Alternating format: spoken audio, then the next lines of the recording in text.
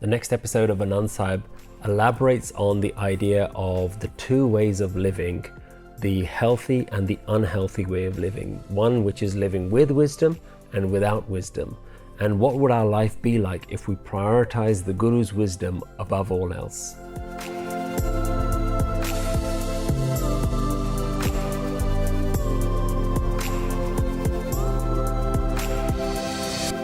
Verse 21 begins with, if a disciple turns toward the Guru, the disciple turns toward by keeping the Guru close within. In their hearts they meditate on the Guru's feet and cherish it in their soul. Abandoning themselves, they are always faithful and know none other than the Guru. Says Nanak, listen saints, such is the disciple who turns toward. You know, in my life there are so many times when I question whether I'm really following the Guru's wisdom, whether I'm doing all that I need to do, whether I am acting in the right way, and whether I'm living up to the high standard that the Guru has set for me. And when I think about it, there are a lot of times where I feel that I have fallen short. I don't live up to the mentality, the way of thinking, the way the wisdom expects of me. And in this verse, the Guru is reminding us what is that ultimate characteristic that we need to live up to in order to have this greatest way of living. And Guru starts by saying, jee-ahu Sikh, Guru saytee sanmukh hovai. If a disciple turns toward the Guru, hovai ta sanmukh Sikh koi, jee-ahu rahai naalay. The disciple turns toward by keeping the Guru close within. And this is really the definition of what it means to really be a follower of this Guru. There are so many people out there who would call themselves a Sikh, almost as though it's a badge of honor, almost as though it's something that you have to have, a title that you have to have, a religion or a community that you have to belong to. But in reality, the word Sikh literally means student, a disciple, a follower. If you are a follower, a student of a particular type of wisdom, then you must be practicing, you must be learning, you must be constantly engaging with the school of thought, with that wisdom. And the Guru is saying that those people who are Sunmukh, they are very close to the teacher. You can almost think of Sunmukh as the best student. And this is a new terminology now, but it's picking up on terminology that we're quite familiar with within Gurbani, which is Gurmukh, Guru facing, the one who faces the enlightenment, the one who is following the enlightenment wisdom. Sunmukh is just another variation of that, but it means the one who is very close to following the wisdom in the best way. And how do you become Sunmukh? Sunmukh literally means that you are facing towards, you are turning your face towards the Guru.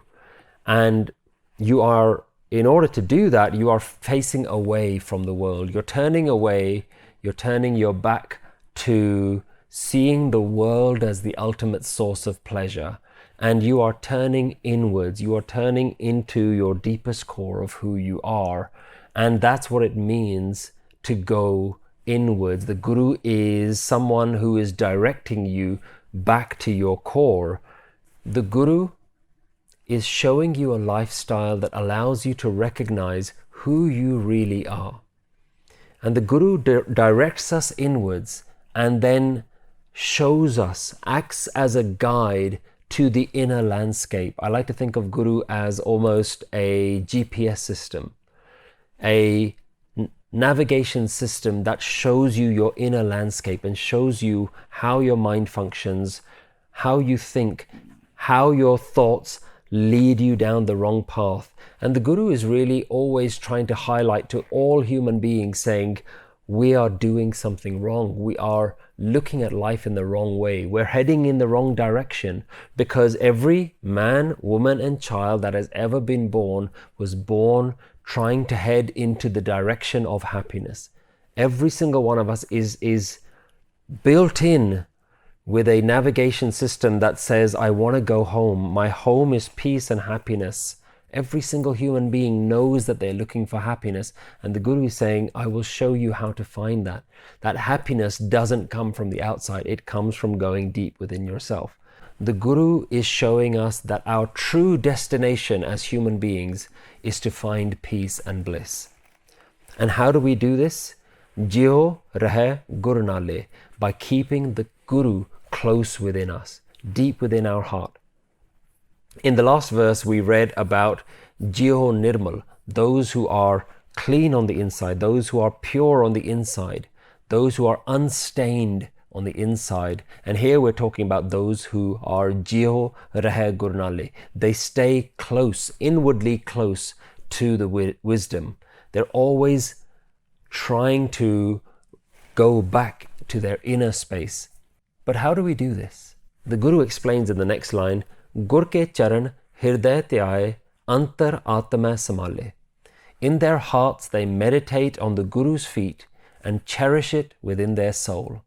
There's a really interesting concept that's been introduced here, which is the idea of charan, the Guru's feet. And it actually picks up from something that is very prevalent in Indian tradition, which is to bow down and to touch the feet of anyone who you feel is higher than you, superior to you, greater, wiser, more intelligent than you, even those who are older in you and have more life experience. The young ones, the students, are always expected to bow themselves and to touch with their hands or with their head the feet of that which is more than them, greater than them. And the symbolism behind it is really interesting, because what you're doing is you are saying that I'm taking the most important part of me, the highest part of me, which is my head, and I'm placing it at the lowest part of you. And it's really an act of humility, an act of saying that I surrender. Any idea of greatness that I have is completely abolished when I'm in front of someone who is much greater than me. So that's what it means to bow down. And here the Guru is saying, keep the Guru's charan within your hirdai. It's keeping the Guru's feet within your heart. Well, what does that mean? Anything that's to do with the heart is to do with deep love, with reverence, with devotion, with respect. And what the Guru is saying is keep the Guru's feet within your heart. Well, what does that mean? Well, the Guru's feet is, if we understand the Guru as being the teacher of enlightenment, then the feet is the teachings itself. How do we keep the teachings close to our heart? And by having this idea of the heart, you start to then question yourself, well, am I in love with this? And we really need to understand this idea of love, and we need to question ourselves, what do you love more than anything? And most of us, if we reflect on it, will realize that the thing that I love more than anything else, the thing that I cherish more than anything else, is me. I love myself. I want to protect myself and look after myself and try and get the benefits for myself before anything else.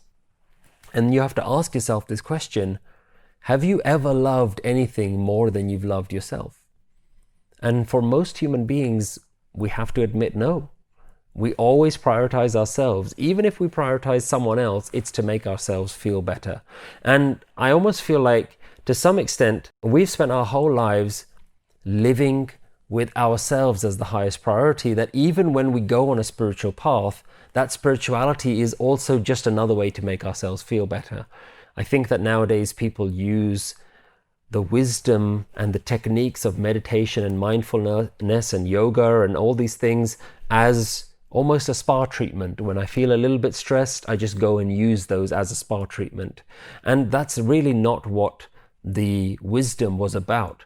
The wisdom is about going within yourself, going so deep within yourself to reveal something that you didn't know about yourself. And so this is really what the meaning of this word Sunmukh is to treat this wisdom as the highest priority, even higher than yourselves, even higher than your own hopes and wants and dreams and personal desires. You treat this wisdom, and by wisdom what we mean is the thing that can reveal the deepest core of what it means to be alive, the deepest core of what life is, which you have access to, which is inside every single one of us, to prioritize that more than anything else is what it means to be a sanmukh. And an example that I think that works really well to try and understand this is think about a mother's love for a newborn child. Think about how cherished that newborn is, that the mother loves that child so much so that nothing else matters. Another example we can think of is the way a loyal dog follows its master. You know, wherever the master goes, the dog is always following. Whenever the master goes away, the dog is sad and lonely, looking out the window, waiting for the master to come back. That sense of loyalty and love is being used as examples throughout Gurbani. In fact, Guru Tegh Bahadur Ji, the ninth Guru, even uses the example of the dog and says, Swami ko greh jyo sada, swan tajat nahi nit, Nanak eh bid har pajo, ik man hoye ik chit. A dog never abandons his master's home. O Nanak, in this way, meditate on the divine with single-minded awareness. So the Guru is talking about making this wisdom so precious and making it such a high priority in your life that antar, aatmai, samaalay, that you cherish it within your soul. Because remember in the last verse we heard about this jewel of life, this janam ratan. Well, how do you make something so precious in your life? How do you find it? Only if you've seen it, if you've tasted it, if you've discovered it, that it's already within me, at the very core of who I am. The Guru uses this word atma, at your very soul level. And by the soul we mean who you were before you inherited this body, before you inherited this mind, before you were born into this world. Who were you at that point? Keep the Guru at that core level. And the Guru is touching you at the soul level in order for you to then go back to that. In order for you to go back to your soul, the Guru has to go so deep into who you are. And the question that some of us will be thinking is, well, how do I get there? How do I transform my identity that I understand of myself, which is this body and this mind and this world that I live in? How do I now understand myself as a soul? How do I even find my soul, let alone keep something there? I don't even know how to connect with it. And the Guru explains in the next line, Aap chhad, sadaa rahai parnai, gur bin avar na jaanai koi. Abandoning themselves, they are always faithful and know none other than the Guru. So this idea has come up again now about aap chhad, let go of yourself. Be so loyal to letting go of yourself. Be so faithful to enlightenment. Recognize the delusion that you have lived with your whole life. That's what the Sunmukh is doing. They are recognizing that we lived a life thinking that the I am is the cause of bliss, and now we realize that the Guru, the wisdom, the truth of oneness is what really brings bliss in our life. That is the only true bliss. That is what it means to be Guru facing, to face enlightenment, to face the bliss, to face the ocean when you thought you were the wave. So the Guru is trying to constantly change our thinking away from me thinking into you thinking. And a practical step that the Guru gives us is to actually use our mouths, to actually say with our mouths words on a daily basis, on a moment by moment basis, within our mind, within our thoughts, within our mouths, within our hearts. This is all you. This is you. These hands are you. This body is you. These eyes are you, and that which is being seen is you. So repeat, this is you, so much so that you begin to see the oneness everywhere, and you begin to see yourself as the oneness itself. Meditate on Naam.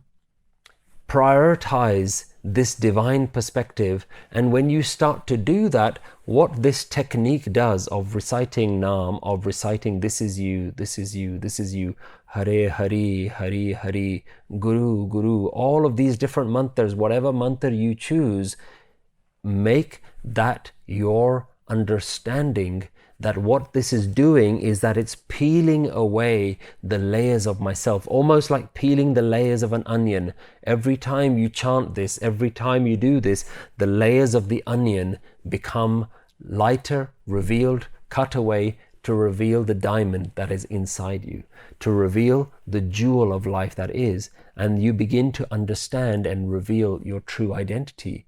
The wave needs to practice no longer being the wave. The wave needs to practice understanding itself as the ocean. It spent too long of its time thinking it was the wave. Its mind has been conditioned in one way for its whole life, and that is the cause of all of the problems. And you don't fix your problems by solving everything on the outside. You fix the problems by fixing the one who has the problem, which is the me, the I am. And the Guru is saying, chhad, the ones who abandon themselves and remain forever loyal, faithful to this wisdom. Gurbin avar na jaanai koi. They don't know anything else except enlightenment. They don't know anything else except the truth of oneness itself. And this isn't easy. This isn't something that's going to happen to you overnight. It's because we've spent a lifetime of building bridges and attachments with ourselves, and these attachments have become so strong. And so even if we wanted to go down this spiritual path, even if we wanted to take on this meditative way of thinking, our minds don't want us to do it.